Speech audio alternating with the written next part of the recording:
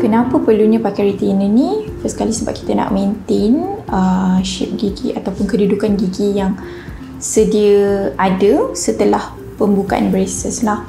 Okay.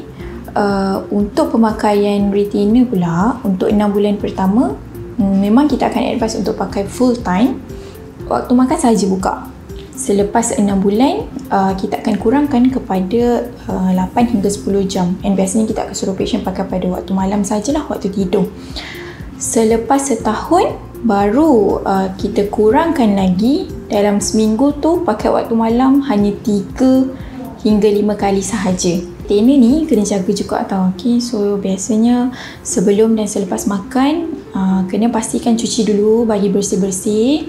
Lepas tu kalau nak cuci tu pun pakai air biasa je, air pipe biasa, tak perlu pakai air panas sebab kita takut dia mengecut. Jadi nanti kalau pakai balik, kalau pakai air panas tu dia dah tak fit pada gigi lah.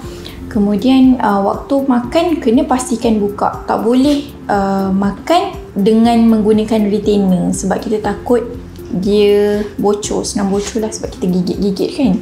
Cara bersihkan dia, biasanya kita suruh cuci pakai air biasa je ataupun rendam dengan cleansing tablet lah untuk hilangkan bau lah, especially bagi dia bersih sikit. Ok, lagi satu, jangan cheat masa pemakaian retainer sebab masa 6 bulan pertama tu gigi memang sangat aktif bergerak. Jadi bila selalu sangat tak pakai retainer, nanti tak fit dekat gigi. So bila tak fit, kena buat retainer yang baru. Siapa yang ada masalah pergigian ataupun nak tanya pasal retainer ke, boleh datang ke Klinik Pergigian Dental of Pandai Sarjana Putra. Bye!